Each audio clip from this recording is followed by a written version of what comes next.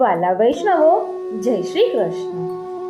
આજનો સત્સંગ શ્રવણ કર્યા પછી આપને શ્રી ઠાકોરજીને જગાડવાનો અનેરો આનંદ આવવાનો છે, કારણ કે આપણો માર્ગ ભાવનાનો માર્ગ છે. આપણા પુષ્ટિ માર્ગમાં નંદાલયની ભાવનાથી અને નિકુંજની ભાવનાથી સેવા થાય છે. શ્રી હરિરાય મહાપ્રભુજીની અસીમ કૃપાથી આપણને આ ભાવના પ્રાપ્ત થઈ છે. શ્રી હરિરાય મહાપ્રભુજીએ સહસ્ર શ્લોકી સેવા ભાવનામાં સંસ્કૃતમાં ઠાકોરજીને જગાડવાથી પોઢાવવાના ગોપીજનોના 1000 ભાવો દર્શાવ્યા છે. તેમાં 1000 થી કરીને કંઈક આગળ શ્લોક છે સહસ્ર શ્લોકી સેવા ભાવનામાં. અને શ્રી હરિરાયજી રચિત નિત્ય લીલા, એટલે કે જેને સંસ્કૃત નથી આવડતું, તેનો અભ્યાસ નથી, તેને વ્રજભાષામાં સારી રીતે સમજણ પડી શકે તેના માટે શ્રી હરિરાયજીએ આ રચના કરી છે. એટલે આજે આપણે એક નવા જ રૂપમાં જોઈશું, બંને સંકલન સાથે લઈશું. ઠાકોરજીને જગાડવાની ભાવનામાં શ્રી હરિરાયજીએ જે નિત્ય લીલામાં ભાવ દર્શાવ્યો છે તે લઈશું, અને સાથે સાથે સહસ્ર શ્લોકીમાં ભાવ દર્શાવ્યો છે તે પણ લઈશું. કારણ કે ઠાકોરજી નંદાલયમાં પણ જાગે છે અને નિકુંજમાં પણ જાગે છે. નંદાલયમાં શ્રી યશોદાજી જગાડે છે, નિકુંજમાં શ્રી સ્વામિનીજી જગાડે છે.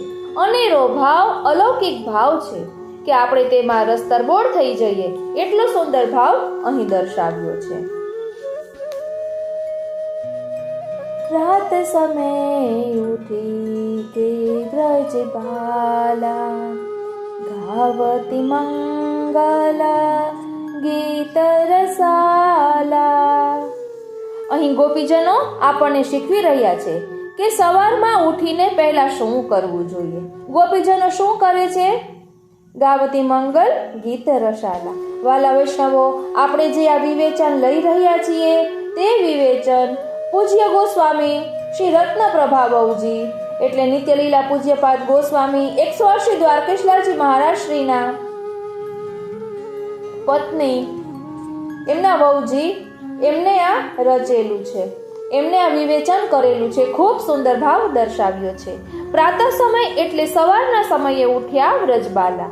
વ્રજબાલા એટલે શ્રી કુમારિકાજી નંદાલયમાં સેવા અર્થે બિરાજતા તે. શ્રી ઠાકોરજીની લીલા ઉપયોગી ભક્ત છે. તે સવારના ઉઠીને મંગલ ગીત ગાય છે. પ્રભુ તો પોઢ્યા છે, આ વ્રજબાલા ઉઠીને મંગલ ગાન કરી રહ્યા છે. રાત્રિના જે લીલા અનુભવી છે તેનું સ્મરણ કરી શ્રી કુમારિકાજી ગાઈ રહ્યા છે. કયું ગાન ગાય છે? મંગલ ગાન, એટલે પ્રફુલ્લિતતા, સ્નેહ વાત્સલ્યના ભાવ સહિત ગાઈ રહ્યા છે. યુગલ સ્વરૂપની ગૂઢ લીલા, એકાંત નિકુંજના વિવિધ પ્રકારના વિલાસોને ભાવપૂર્વક ગાઈ રહ્યા છે. એ રસાલ પરમ રસિક એવા શ્રી ઠાકોરજીની રસાત્મક લીલાનું ગાન કરી રહ્યા છે, તે માટે રસાલ શબ્દ છે. પછી આગળ કહે છે, કરી સિંગાર મથનિયા ધોવે, અપનો અપનો દહિયો બિલોવે. ટીકા. તે વ્રજબાલાઓ પ્રાતઃ સમય ઉઠીને મંગલ ગાન ગાય છે, પછી ઉબટના સ્નાન આદિ કરીને પોતે શ્રૃંગાર ધારણ કરે છે. શ્રૃંગાર રસાત્મક શ્રી ઠાકોરજીનું જેને સૌભાગ્ય છે તે સૌભાગ્યના ભાવ ભરપૂર સર્વે ઇન્દ્રિયો પ્રભુ ઉપયોગી છે.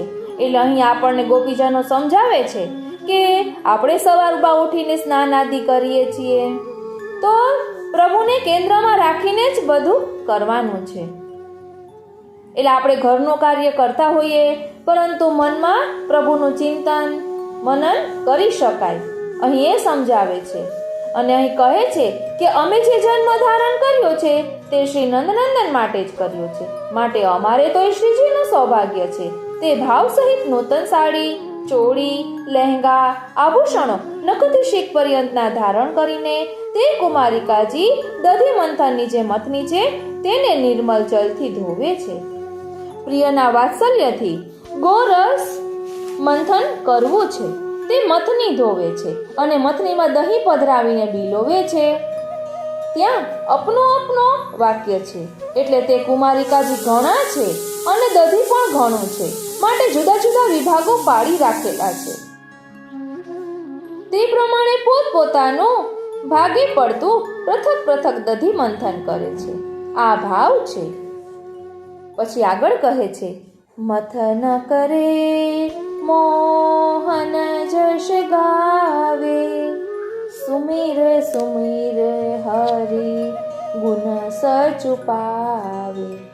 એટલે મંથન કરતા કરતા મોહન એટલે કે શ્રી ઠાકોરજીનું સ્વરૂપ કોટી મદનને મોહ પમાડે તેવું સહજ સુંદર કે સહજ લાવણ્ય ભરેલું કે સલોણું એવું છે તે વ્રજબાલાઓના મનને મોહી લીધું છે. આવા તે મોહન શ્રીજીનો યશ ગાઈ રહ્યા છે. તે યશ કેવો છે કે ત્રિલોકીને પાવન કરતા, જે સાંભળે તેના હૃદયને નિર્મલ બનાવતા, કે લીલાના અનેક મનોરથો ઉપજાવતા હૃદયને દ્રવીભૂત બનાવતા એવા પરમ રસિક કોટી રસાલતાથી ભરેલા શ્રીજીનો યશ ગાઈ રહ્યા છે. શ્રી ઠાકોરજીની સાથે આંતરરમણ કે બાહ્ય રમણાનંદથી ભરેલો ગુણ છે. રાત્રિમાં જે અલૌકિક સુખ આપ્યું છે તેનું સ્મરણ કરતા અત્યંત લજ્જા સહિત કે સ્મિત હાસ્ય સહિત તે સંયોગ રસની લહેરીથી કે સ્મરણથી જેની પુલકાવલી સહિત સુખના સ્મરણથી આનંદિત થઈ રહ્યા છે તે વ્રજબાલાઓ યશનું ગાન કરી રહ્યા છે. પછી આગળ કહે છે, માખન મિશ્રી દયો મલાઈ, ઓટ્યો દૂધ કપૂર મિલાઈ. એટલે કહે છે કે તે દહીંનું મંથન કરીને તાજું નવનીત કાઢીને તે કુમારી કાજી મંગલ ભોગ સાજી રહ્યા છે. થાળમાં કટોરા પધરાવી તેમાં માખણ મિશ્રી તાજું દહીં મલાઈ ઓટેલું દૂધ સાજ્યું છે. તે દૂધ કેવું છે કે પરમ સુખદાયક છે. તે પછી કહે છે, કછુક મનોરથ કે પકવાન, થાર સંજોવતી સુંદર બાન. એટલે કહે છે વિવિધ મનોરથથી અનેક પકવાન સિદ્ધ કર્યા છે. તે અનિર્વચનીય મનોરથોથી સિદ્ધ કરી રાખ્યા છે. પકવાન સામગ્રી અનેક પ્રકારની સાજીને રાખી છે.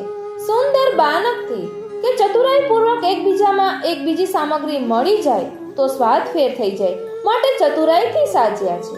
તે પછી કહે છે, નયે બસના ભૂષણ હરિલાયક, લેજુ ચલી સુંદરી સુખદાયક. તે પછી શ્રૃંગારની તૈયારી માટે નૂતન વસ્ત્ર, શ્રીઅંગમાં પાગ, વાગો, પટકો ઇત્યાદિ સુંદર આભૂષણો તે કેવા શ્રીહરિને લાયક શ્રીઅંગમાં બેસતા સ્વચ્છ અને મણિ હીરા જડિત ઋતુ અનુસાર લઈને આવ્યા. તે બાલાઓ કેવા છે? સુંદર છે, જેના રૂપ અને શ્રી ઠાકોરજીના રૂપ સુખદાયક છે. એવા તે ભક્તો શ્રૃંગારની તૈયારી સહિત ચાલ્યા છે. બીજું કહે છે, અતિહિ સુરંગ ખિલોના લીને, વિવિધ મનોરથ મન મેં કીને. અત્યંત સુરંગ કે લાલ રંગના ખીલોના, ઘૂઘરા, ટાચકા, ફિરકની, ચકરી, બંગી વગેરે કે પછી ગેન, ચોગાન, ચોપટ, પાસા, શતરંજ વગેરે ખીલોના લીધા. તે ખીલોના લઈ વિવિધ મનોરથો લીલા ભાવના સહિત કરી રહ્યા છે. આ લીલા ઉપયોગી બધી અલૌકિક અનુરાગવાળી સામગ્રી છે. વિવિધ મનોરથો મનમાં કરતા જાય છે કે આ ખીલોનાથી શ્રી ઠાકોરજી ખેલશે, શ્રી હસ્તમાં લઈ કઈ કઈ લીલાનું સ્મરણ કરશે. આવા મનોરથો મનમાં કરતા જાય છે.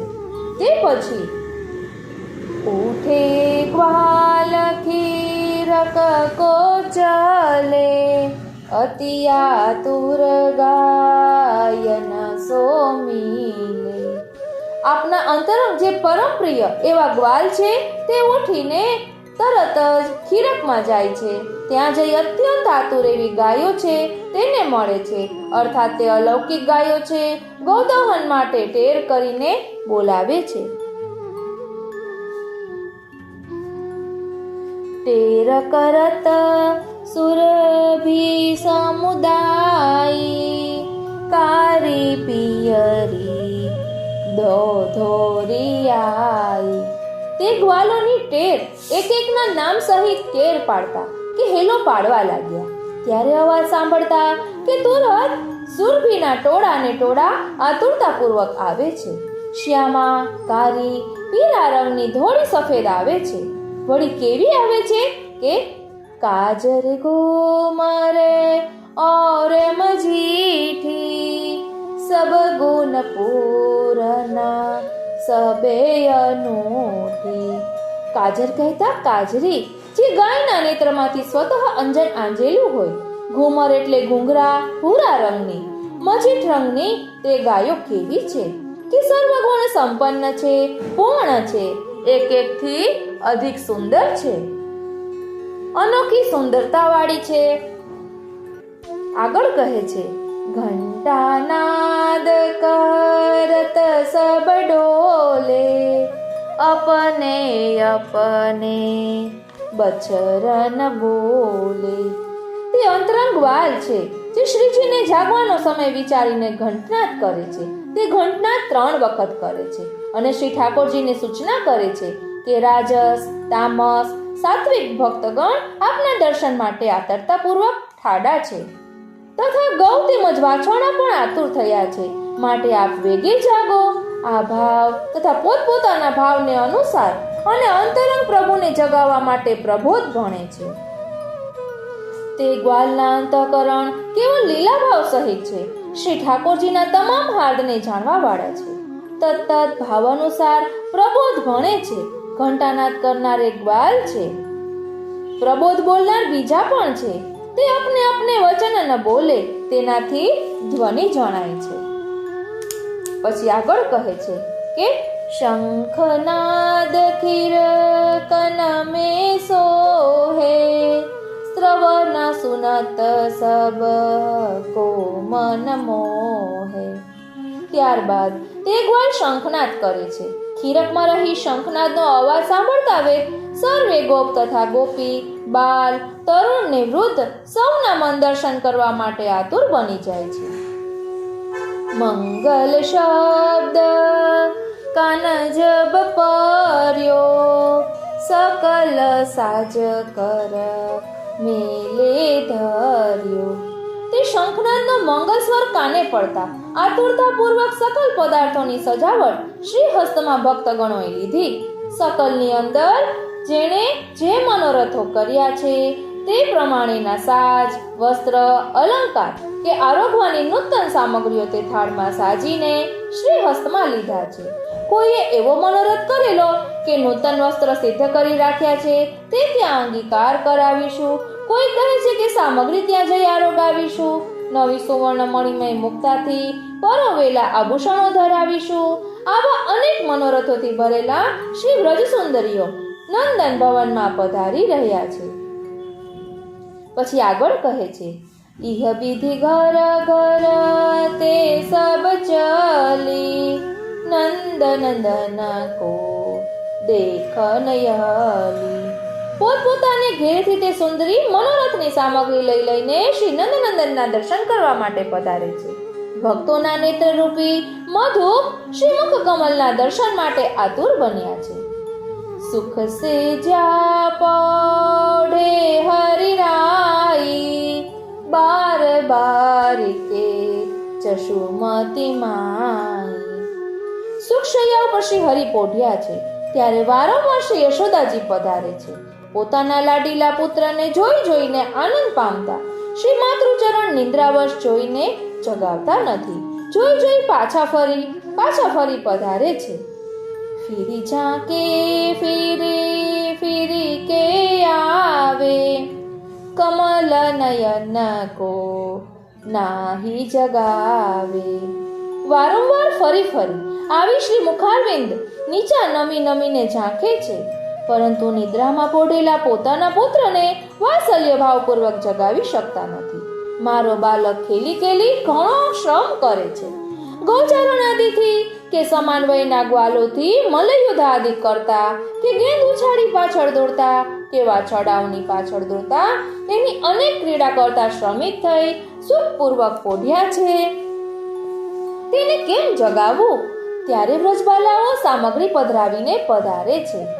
તાહી સમય આઈ વ્રજબાલા માનો મત ગયંદ કી ચાલા.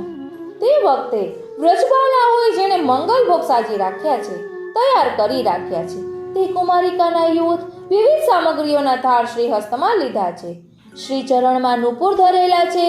જાણે મદ થયેલો હાથી હોય ને તેવી ગજગતી ચાલથી ચાલતા, મધુર ગતિથી ભાવ સંબંધી એકબીજા મધુર વાતો કરતા કરતા, મધુર ચાલથી ચાલતા, કોઈ સામગ્રી છલકાઈ ન જાય, એકબીજામાં મળી ન જાય તે વાત્સલ્ય વિવેકપૂર્વક મધુર ગતિથી કે સાવધાનતાથી પધારી રહ્યા છે. નૂપુર કી ધુની સુની નંદરાઈ, चौंकी उठे तब कुंवर कन्हाई. નુપુરની મધુર ધ્વનિ જે વ્રજબાલાઓના યુથ નુપુર ધારણ કરેલા છે તેની ધ્વનિનો મધુર સુર સમૂહવત થઈ રહ્યો છે. તે નુપુરની ધ્વનિ સાંભળતા માત્ર શ્રી ઠાકોરજી, શ્રી હરિ, સર્વે ભક્તોના તાપને હરવાવાળા કે મનને હરવાવાળા શ્રી હરિરાય કહેતા સકલ જગતના રાજા શ્રી નંદ રાજકુમાર તે ધ્વનિ સાંભળતા ચમકીને ઉઠ્યા. ચમકવાનું કારણ એ કે જે વ્રજબાલાઓને નિરખવાની આતુરતા તેમજ પોતાને તે ભક્તોના વિરહ ભરેલા હૃદયના મનોરથો પૂર્ણ કરવા અર્થ આતુર બની નિદ્રામાં, શયનમાં પણ એક એક ભક્તોના મનોરથોની ગણના કરી રહ્યા છે. વારી જાઉં બલિહારી જાઉં અને શું કરી જાઉં. સ્વપ્ન અવસ્થામાં ભક્તોના ભાવની ભાવનાપૂર્વક લીલામાં મગ્ન બન્યા છે તે ચમકીને ઉઠ્યા. એટલે ભક્તોના મનોરથો વિશે જ સ્વપ્નમાં, ઊંઘમાં પણ પ્રભુ વિચારી રહ્યા છે, નિદ્રામાં પણ એ જ વિચારી રહ્યા છે. પછી કહે છે, નિકટ જઈ તાહા જશુમતી માઈ, બદન દેખી કે લેત બલાઈ. શ્રી માતા યશોદાજી નિકટ ઊભા છે ત્યારે પોતાના બાળકને જોઈ વાત્સલ્ય પ્રગટ થયું અને શ્રીમુખ નિરખી રહ્યા છે. નિદ્રામાંથી ઉઠેલા પુત્રના નેત્ર ઝૂકી રહ્યા છે. અગલસ્ય વલિત, અર્ધોન્મિલિત બનેલા તે નેત્રો અધ ખુલ્યા છે. અલકાવલી વિધુરી છે. આભૂષણો અસ્તવ્યસ્ત બન્યા છે. મીટ માંડીને જોવું એટલે નખથી શીખ પર્યંત નિરીક્ષણ કરીને પછી વારણા લે છે. સહજ છે વાત્સલ્ય સ્નેહ, જેને એવા શ્રી માતૃચરણ ધન્ય ધન્ય માની રહ્યા છે. બિથુરી અલક લટપટી પાઘ, પીક કપોલ મુખ અંજન લાગ. અલક વિખરાયેલી છે અને પાક લટપટી એટલે કે છૂટી રહી છે, તે કે અસ્તવ્યસ્ત થઈ રહી છે. કપોલ ઉપર પાનની લાલીમાં છાઈ રહી છે. શ્રીમુખ ઉપર અંજન છલકાઈ ફેલાઈ રહ્યું છે કે લાગી રહ્યું છે. ચંદન ઉર પર બિન ગુણ માલ, ભૂષણ ઇત ઉત પરમ રસાલ. શ્રી અંગમાં ચંદનનું લેપન કરેલું છે, તેના ઉપર પુષ્પની માલા ધારણ કરેલી છે. રાત્રિના તેના ચિહ્ન ઉઠી રહ્યા છે. તે બિનગુણ માલા ધારણ કરેલી છે. આભૂષણ પણ આઘા પાછા થઈ રહ્યા છે. એવા પરમ રસાલ કે તે રાત્રિના અનેક વ્રજલલનાઓ સાથે રાસ ક્રીડા કરી છે, માટે સર્વાંગમાં ચિહ્ન પ્રગટ દર્શન આપી રહ્યા છે. માટે રસાત્મક ચિહ્ન છે, તેથી પરમ રસાલ કહ્યા છે. આવા રસાત્મક શ્રીજીના દર્શન કરી રહ્યા છે. યહ શોભા નિરખત વ્રજ બાલા, રસમસે નૈના દેખે નંદલાલા. આપની આવી પરમ રસાલતા ભરેલી શોભા શ્રી કુમારિકાજી જોઈને રસ ભરેલા જેના નેત્રો છે તે વડે શ્રી નંદરાયજીના લાલને નિહાળે છે. આવું પરમ સૌંદર્ય ભરેલો સ્વરૂપ તે તો રાત્રિના અમારી સાથે કે રાસક્રીડાના આનંદો વિલસતા આ ચિહ્નો પ્રગટ દર્શી રહ્યા છે. સકલ વ્રજમાં પોઢ્યા ઇત્યાદિ 9 આખ્યાનના છઠ્ઠા આખ્યાનના ભાવ અનુસાર રસમસ્યા એટલે કે રસમાં પાગેલા છે નેત્ર જેના, એવા તેમને વ્રજબાલાઓ નિરખી રહ્યા છે. પછી કહે છે, જશુમતી ધાઈ ઉછંગ હિલીનો, ચોમી બદન યુર શીતલ કીનો. ત્યારે માતૃચરણ શ્રી યશોદાજી તુરંત દોડીને પોતાના પુત્રને ઉત્સંગમાં એટલે કે ખોળામાં લઈ લીધા. વદનને શ્રીમુખને ચૂમવા લાગ્યા. તે મુખ ચુંબન કરી પોતાનું ઉર અંતર શીતળ થઈ રહ્યું છે. જે મંગલ ભોગ સાજ્યો છે તે ધરે છે. એટલે હવે મંગલ ભોગ ધરે છે તે ભાવના તો આપણે અલગથી લઈશું મંગળાની ભાવનામાં. એટલે આપણે પણ ઠાકોરજીને જગાડતા હોઈએ ત્યારે આવી ભાવનાથી જગાડીએ તો કેટલો આનંદ આવે. હજી ખમજો બાકી છે, વયા ન જાતા, કારણ કે હજી તો આ નિત્યલીલાનો ભાવ શ્રી હરિરાય મહાપ્રભુજીએ સમજાવ્યો. અને અહીં જે બિથુરી અલક લટપટી પાક આ બધું જે આવ્યું છે ને તેના ખુલાસા શ્રી હરિરાય મહાપ્રભુજીએ સહસ્ત્રી ભાવનામાં સહસ્ર શ્લોકી સેવા ભાવનામાં કર્યા છે. વાલા વૈષ્ણવો, એટલો સુંદર ભાવ છે. તેમાં તો ઠાકોરજી અને ગોપીજનો વચ્ચેનો વાર્તાલાપ પણ આવે છે. જશોદાજીને કંઈ કામ છે એટલે જશોદાજી કહે છે કે જુઓ ને, આજે લાલન મસ્તી કરી રહ્યો છે, જાગતા નથી, તમે કંઈક કરીને એને જગાડો ને, મારે ઘણું કામ છે. એટલે એમ કહીને જશોદાજી કામ કરવા ચાલ્યા જાય છે. અને પછી ગોપીજનો અને ઠાકોરજી વચ્ચે વાર્તાલાપ થાય છે.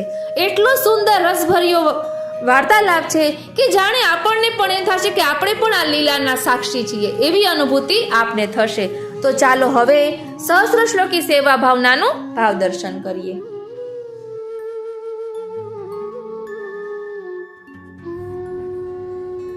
સર્વે વૈષ્ણવોને મારા જય શ્રી કૃષ્ણ. સર્વે વૈષ્ણવોને મારા જય શ્રી કૃષ્ણ. પ્રભુ નંદ કુમારો મેં સ્વામિની વૃષભાનુજા કૃતાર્થોહમ કૃતાર્થોહમ કૃતાર્થોહમ ન સંશય. આજે આપણે શ્રી ઠાકોરજીને જગાડવાની શું ભાવના છે તે વિશે જોવાના છીએ. ગોપીઓના ઘણા બધા ભાવ છે. આપણે ગોપી ભાવથી જ સેવા કરવાની હોય છે. એટલે ઠાકોરજીને જગાડવાની શું ભાવના છે તે આજે આપણે જોઈશું. શ્રી હરિરાયજીએ સહસ્ત્ર શ્લોકી સેવા ભાવનામાં તેનું વર્ણન કર્યું છે. તો ચાલો આપણે જોઈએ શ્રી ઠાકોરજીને જગાડવાની ભાવના. श्रीमद् आचार्य महाप्रभु जी का चरणारविंद सभी देहधारी जीवों का आश्रय रूप है। वह सर्व दोषों को जला देने वाला है। ऐसा चरणारविंद मेरे मस्तक पर विराजो। सेवा में प्रातः काल से आरंभ करके विशेष भावना का निरूपण करते हुए सेवा की जाती है, जिससे सेवा का मानसित्व यानी मानसीपना भली भांति सिद्ध होवे। अब श्री ठाकुर जी को प्रातः काल में जगाने का प्रकार, उस समय भगवान की स्थिति तथा जागने के पश्चात मंगल भोग आरोपते हैं, उसका प्रकार 8 श्लोकों के द्वारा कहते हैं। प्रातः काल में प्रभु शयन में गिरकर यानी लपटाकर पोढ़े हैं। प्रिया श्री स्वामिनी जी के साथ रमण केली से श्रमित होकर पोढ़े हैं। आलस्य के कारण नेत्र मूंदे हुए हैं। ललाट पर केश की लट से भाल प्रदेश आवृत है। मंद मंद श्वास ले रहे हैं। नासिका कुछ ऊंची होती है। प्रियाओं के साथ हास्य कर रहे हैं। प्रिया के अंग पर स्वहस्त धरे हैं तथा जागरण के कारण आलस्य युक्त है। रमण के चिन्हों से शरीर यानी श्रियम अंकित है। कंकड़ के चिन्ह पीठ पर लगे हुए हैं। मुख में उबासियां आ रही है एवं साक्षात कामदेव से भी अधिक सुंदर है। आप अनेक युवतियों के युद्ध में विराज रहे हैं। वे व्रज के इंद्र हैं। जैसे इंद्र को भोग प्रिय है, इसी प्रकार आपको भी व्रज में भोग प्रिय है। रहस्य लीला का आपने भली भांति गोपन किया है। ऐसे प्रभु को श्री यशोदा माता जी जगा रही हैं।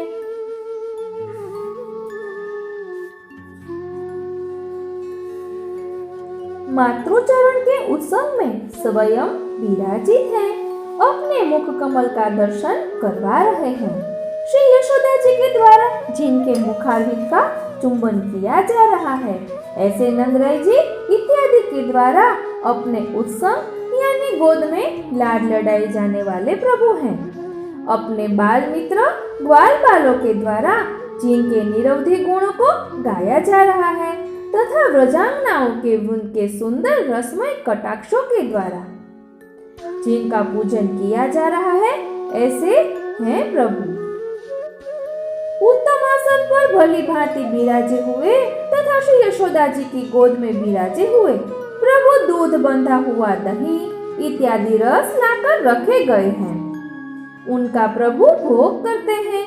मिश्री युक्त स्वच्छता नवनीत यानी माखन से युक्त जिनका मुखारविंद है, ऐसे प्रभु श्री कृष्ण का बाल क्रीड़ा में चित्त जिनका लग रहा है तथा मातृचरण श्री यशोदा जी इत्यादि के द्वारा प्रशंसित हो रहे हैं, ऐसे प्रभु है।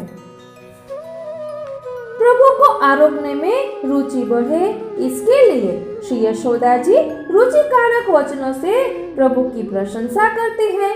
उसका वर्णन 5 श्लोकों से करते हैं। यह मेरा राजपुत्र है, यह मेरे घर का दीपक है, यह मेरी आंखों को आनंद देने वाला है तथा मुझ गरीबी यानी निर्धन का धन यही है। यह तो सारे गोकुल का श्रृंगार है, अपने पिता श्री नंदराय जी को सुख देने वाला है। यह मुग्ध लीलाओं से विचित्र हट करता है तथा इसने वेणु को श्रीहस्त में धारण की है। सदा मेरी आज्ञा का पालन करने में तत्पर रहता है, कमल के समान नेत्रों वाला, मेरा मन तुष्ट करता है। अनेक प्रकार की लीलाओं के द्वारा अपने निजजनों के शोक को दूर करने वाला है। वे जननी श्री यशोदा जी के जीवन को सफल बनाने वाले हैं। सभी के गर्व के स्तंभ का नाश करने वाले हैं। कंस इत्यादि शत्रुओं को दग्ध करने वाले अग्नि स्वरूप तथा कृपा के सागर हैं। जननी के जन्म को सफल करने वाले हैं तथा मुझे प्राणों से भी अधिक प्रिय तथा जिनको रति प्रिय है, ऐसे अपने मातृचरण के वचनों से प्रभु भोजन करते हैं। भोजन करते समय प्रभु की चंचल स्थिति तथा भोजन करने के पश्चात मुख प्रक्षालन प्रोंचन करके बीड़ी आरोपते हैं। पश्चात मंगला आरती होती है, उसका वर्णन 5 श्लोकों से करते हैं। मातृचरण जो वार्ता कहती है उसे कान देकर यानी ध्यान पूर्वक सुनते हैं। नेत्र चकित है, बार बार अपनी गर्दन ऊंची करके देखते हैं, क्षण क्षण में खड़े हो जाते हैं। किसी भी प्रकार से श्री यशोदा जी के द्वारा पटाए जाने पर, समझाए जाने पर, धोखा दिए जाने पर भोजन करते हैं। बाद में श्री नंदराय जी के भोग्या स्वमातृचरण श्री यशोदा जी की सखियां जल का पात्र लाती हैं, प्रभु को आचमन करवाते हैं, प्रभु का मुख कमल पोंछ देते हैं, उन्हें दिए हुए पान के 2 बीड़े आरोपते हुए सुख प्रदान करते हैं। अधर पर स्रवित बहुत तांबूल के रस से सुशोभित होने वाले तथा मुखी वृंद तथा सखी वृंद यानी गोपियाओं के द्वारा आरती किए जाने वाले, इससे अत्यंत सुशोभित होने वाले प्रभु दर्शन का आनंद सबको भली भांति प्रदान करते हैं। आरती के दीपकों को देखकर जिनका मुख हास्य से युक्त हो जाता है, ऐसे प्रभु हैं। इस प्रकार नित्य मंगला आरती तक की भावना करनी चाहिए। अब प्रभु को जगाने का तथा मंगल भोग का प्रकार दूसरे प्रकार से कहते हैं। उसमें प्रथम श्री यशोदा जी प्रभु को जगाती है, इसका वर्णन 8 श्लोकों के द्वारा करते हैं। अथवा प्रातः काल में प्रभु को जगाने की भावना इस प्रकार करनी चाहिए कि मातृचरण प्रातः काल में प्रिय पुत्र को स्वयं जगा रही है। सूर्योदय हो गया है, दीप ज्योति मंद हो गई है। हे गोकुलाधीश, शयन में से उठकर मुखारविंद के दर्शन दो। हे वत्स, आपको भूख लगी होगी, पलंग पर से उठो। हे बाल, मेरा वचन आपने कभी भी टाला नहीं है। आजकल इतने आलसी क्यों हो गए हो? बहुत कड़ा किसा हुआ दूध, बंधा हुआ दही, कोमल नमित यहाँ सुवर्ण के तथा चांदी के पात्र में है। हे सुंदर, साज कर रखा है। वह सब आपके ही भोजन के लिए है। आपके अतिरिक्त अन्य कोई उसे स्पर्श भी नहीं करेगा। आप यह सब अपने मुखारविंद में धरिए और मेरे मनोरथ को पूर्ण करिए। हे पुत्र, जागो जागो, शीघ्रता करो। आपकी ललित आकृति के दर्शन करने के लिए गोपीजन आए हैं। आप अपने वदन कमल के दर्शन दो और इन सब के नेत्रों को ठंडे करो, यानी शीतलता प्रदान करो। हे तात, अपने गृह कृत्यों को छोड़कर ये सब आपके मुख कमल के दर्शन करने के लिए आए हैं। उनके मनोरथ सफल करो। अपनी स्वामिनियों के लिए हितकारी ऐसे निज मातृचरण के वचन सुनकर श्री गोकुलाधीश प्रभु अपने नेत्र खोलकर पुनः आंखें मीचकर उठ गए। श्री यशोदा जी अपने जगाने से प्रभु जगे नहीं, तब दर्शन के लिए आई हुई गोपांगनाओं को जगाने की आज्ञा करती है। यह बात आगे के श्लोक में कहते हैं। हे सखियों, मैंने बहुत प्रयत्न किया, परंतु यह मेरा बालक जागता ही नहीं है। अब मैं क्या करूं? तुम आओ, यदि तुम्हारे प्रयत्न से जागे तो जगाओ। श्री यशोदा जी के कहने से ब्रजभक्त हर्षित होकर प्रभु को जगाने के लिए प्रयत्न करती है। उस समय की भक्तों की स्थिति, भाव तथा जगाते समय प्रभु के साथ विनोद के वाक्यों से संवाद, प्रभु की प्रार्थना इत्यादि का वर्णन 20 श्लोकों से करते हैं। श्री यशोदा जी के ये वचन सुनकर सखियां बहुत प्रसन्न हुई। उनके स्वामी प्रभु ने भी उनको देखा। रतिपति कामदेव से आकर्षित होकर बहुत समय से मन में जो मनोरथ किए थे उनको पूर्ण किया। अपने भुज युगल से भगवान को आलिंगन किया।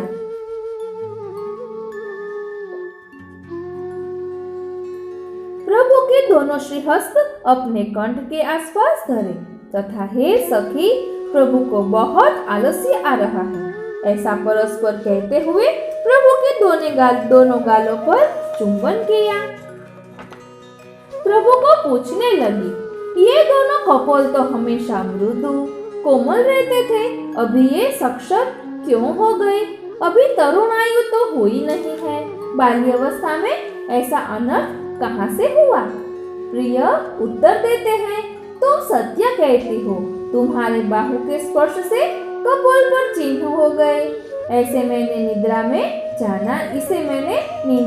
जाना नहीं कि तुम लोगों ने मुझे यह क्या किया। सखियां कहती है, हे नाथ, ये नक्षत्र नहीं है परंतु दंतक्षत्र है। प्रभु ने उत्तर दिया, मैं निद्रा में था, तब उस समय तुमने मुझे क्या क्या किया यह तो तुम ही जानो। ब्रजभक्त बोली, यदि ये चिन्ह हमने कपोल में अभी किए होते तो उनमें आर्द्रता प्रतीत होती, परंतु हे हरि, ये आर्द्र नहीं है, ये तो रात्रि में ही हुए हैं, जाना। प्रभु ने उत्तर दिया, हे सखियों, अभी सवेरा कहाँ हुआ है, अभी तो गाढ़ रात्रि है। अगर तुमने ये चिन्ह न किए होते तो इस अंधेरी रात्रि में तुम्हें कैसे दिखते? अतः तुमने ही किए हैं। यदि तुमको अंधकार में ये चिन्ह दिखाई देते हैं तो कहो, मेरे हाथ में अभी कितनी रेखाएं हैं? लज्जित होकर गोपीजन बोले, हे कपटी, अब बस, आपकी मीठी मीठी चतुराई हमने जान ली। सब लोगों के सुनते हुए ऐसे वाक्य कुलांगनाओं को कहना आपको योग्य नहीं लगता। प्रभु बोले, मैंने एकांत में ही कहना चाहिए, मुझे एकांत में ही कहना चाहिए, मैंने तो भोलेपन में ही बोल दिया। हे व्रजांगनाओं, तुम्हारा हृदय मैंने जाना नहीं, अतः मैंने कह दिया, अब मैं एकांत में ही कहूँगा। ब्रजभक्त बोले, हे गोकुलाधीश, दूसरा आपका एक चरित्र मेरे मुख से कहती हूँ, उसे सुनो, जिससे हमसे चुपचाप तुमने की हुई सब लीलाएं उनका वृतांत प्रकट हो जाएगा। आपके अधर में अंजन का संयोग तथा नेत्र में तांबुल का रंग दिखता है, वह कहाँ से है? फिर दोनों कपोलों पर चक्राकार चिन्ह प्रकट दिखाई देता है, वह कहाँ से है? प्रभु जवाब देते हैं, हे सखी, तुम कहती हो वह सत्य है।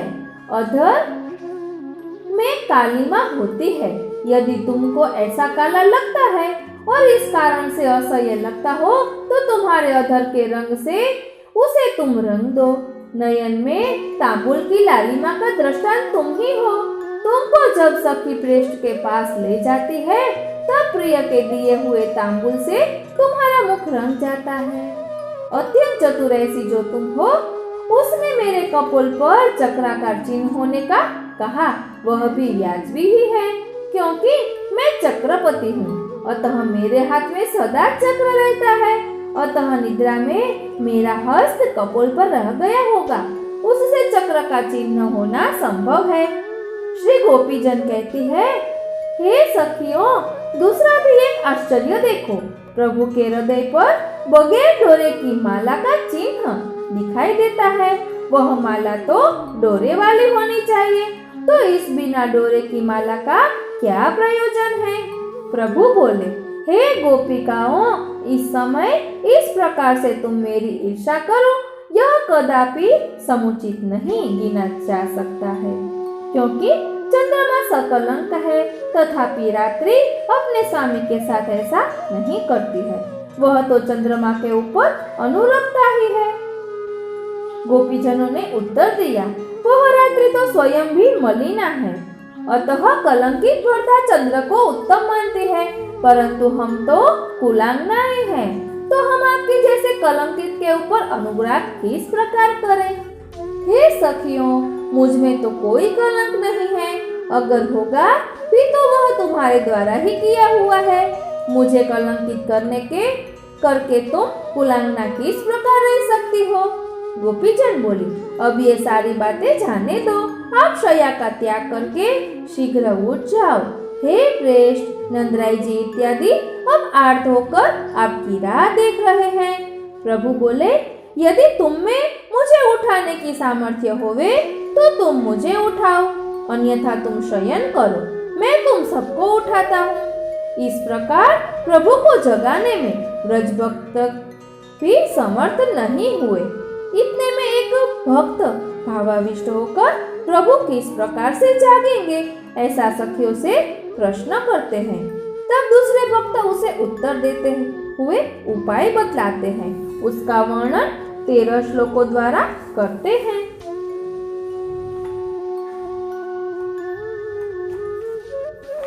इतने में कोई एक सखी जिसका भाव भली भांति बढ़ गया है, वह अपने भाव को गुप्त रखकर वियोग अग्नि की शांति के लिए अपनी सखी को आदर सहित कहने लगी, क्या करूं? बहुत प्रकार से उठाने का परिश्रम करने पर भी अब तक जगे नहीं, नेत्र थोड़े से खोलकर फिर मूंद लेते हैं। तब एक सखी बोली, तुम हरि के हृदय को नहीं जानती हो कि वे अपने नेत्रों को किस कारण से मूंद लेते हैं। वे तो ऐसा जतला रहे हैं कि इस लौकिक सूर्य से मेरे नेत्र कमल नहीं खुलेंगे। तब वह सखी पूछती है, किस रीति से प्रभु के नेत्र कमल का विकास होगा? यह अगर तू जानती होवे तो कहे, मुझसे बनेगा तो मैं करूंगी, जिससे अपना काम सिद्ध होवे। हे सूतनो, यदि तुम्हें मुझसे सुनने की इच्छा होवे और यदि तुम मेरे कथन में अपना हित समझती होवे तो अब यह उपाय कहती हूँ, उसे सुन। भाग्यवशात अभी ही तुम्हारी कृति का समादर होगा। हे सखी, तू अपने मुख चंद्र का दर्शन करवा, क्या मालूम ये दोनों नेत्र कुमोद हो। यदि कुमोद होंगे तो तेरे मुख चंद्र के दर्शन से उनका विकास होगा। तब सखी ने कहा, हे मुग्धे, वे कुमुद कहाँ से होंगे? वे तो सदा दिन में विकसित होते प्रतीत होते हैं। तब फिर से सखी बोली, इसका दूसरा उपाय भी मैं जानती हूँ। तुम्हारे कथन अनुसार यदि वे नेत्र कमल हैं, तो तुम्हारे दोनों कानों के कुंडल रूप सूर्य का यदि उसे संपर्क होगा तो उन नेत्रों का विकास होगा। तब वह सखी बोली, हे सखी, तुम्हारे कहने से मैंने दोनों उपाय किए तो भी प्रभु के नेत्र कमल का विकास क्यों नहीं हुआ? इसलिए ये दोनों उपाय विकास में योग्य कारण नहीं है, ऐसा मुझे प्रतीत होता है। तब दूसरी सखी ने उत्तर दिया, सुनो, मैंने कहे हुए विकास के साधनों में तुमने जो बाधा बतलाई उसका समाधान मैं तुरंत करती हूँ। सूर्य भी यदि समुद्र में डूबा होवे तो समुद्र की वस्तु का प्रकाश करता है। उसी प्रकार तुम्हारे कुंडल रूप सूर्य है, वह तेरे मुख के लावण्य रूपी समुद्र में निमग्न हो गए हैं। वह मुख कमल के लावण्य रूपी समुद्र में रहने वाले उन नेत्र रूपी मीन द्वय को एक क्षण मात्र में ही प्रकाशित करेंगे। हे सखी, लौकिक सूर्य भी जब आकाश में आता है तब लौकिक कमल का विकास करता है।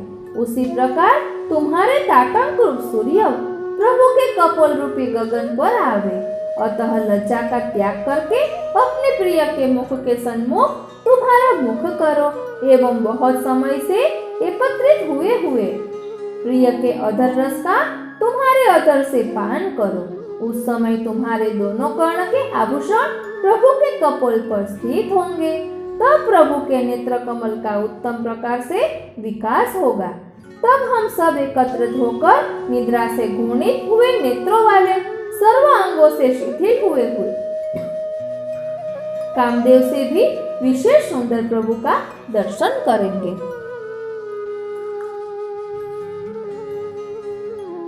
ऊपर कहे अनुसार प्रभु जागे और सर्व व्रज भक्तों ने प्रभु के दर्शन किए।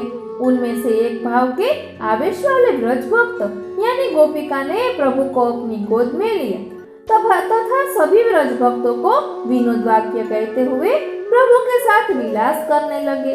उसका वर्णन करने की अयोग्यता इत्यादि प्रकार 11 श्लोकों से कहते हैं। ऐसे अपनी सहचरी के वचन सुनकर अत्यंत चतुर श्री स्वामिनी जी ने उसी प्रकार किया।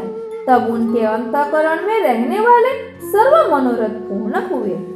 अपने प्राण न जागे तब सर्व व्रज भक्तों ने आकर दीनता युक्त नेत्रों से प्रभु के वदन रूप अमृत का पान किया तथा अपने प्रिय प्रभु के चित्त का हरण किया तथा प्रभु के वियोग की आरती के ताप का एक क्षण में त्याग कर दिया।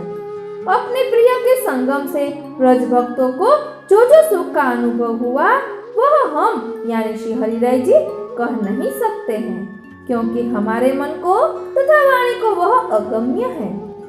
कुछ व्रज भक्त जो वियोग से बहुत आर्त यानी दुखी हो गए थे, उन्होंने शीघ्र से सन्मुख आकर गोविंद को आलिंगन करके हर्ष से अपनी गोद में पधराए। तब सभी सखियां अपने गर्वादिक का त्याग करके एकत्रित हुई तथा जिसके उत्संग में मुकुंद भगवान विराज रहे थे उसके चारों ओर एकदम घेर कर प्राणपति से वृद्धि को प्राप्त भाव से देखे जाने वाले मुरारी प्रभु के गुण में परम अभिनिवेश करके रात्रि भर वियोग के क्लेश वाले कई दिन वचन बोलने लगे। हे सुंदरी, तुम्हारा भाग्य है कि तुम्हें श्री गोकुलाधीश प्राप्त हुए। अब जिस प्रकार कमल भ्रमर को प्राप्त करके उसको ढक लेता है, ऐसे ही तुम भी तुम्हारी दोनों भुजाओं से उन्हें आच्छादित कर दो। हे सखी, हरि के सुंदर रूप पर किसी देखने वाले की दृष्टि न पड़े, इसके लिए तुम्हारे वस्त्र के पल्ले में बंधे हुए सरसों प्रभु के ऊपर वार कर चारों ओर फेंक दे, अथवा हरि के अत्यंत सुंदर स्वरूप पर किसी देखने वाले की दृष्टि न पड़े, इस प्रकार अपने वस्त्र के पल्ले से तू उनको ढक दे। अब तुम्हारा सर्व मनोरथ सिद्ध हुआ। अब मन के विभ्रम को छोड़कर प्रभु के साथ विलास करो। कोई सखी जिसे अत्यंत काम का उदय हुआ था तथा प्रभु के वियोग अग्नि को सहन नहीं कर सकती थी, उसने जल्दी आकर गोपीपति प्रभु को कुछ किया, वो कहा जा सकने लायक नहीं है। तब हे सुमुखी, श्री स्वामिनी जी तथा प्रभु का कोई रमण मन तथा वाणी के अगोचर प्रकार से हुआ।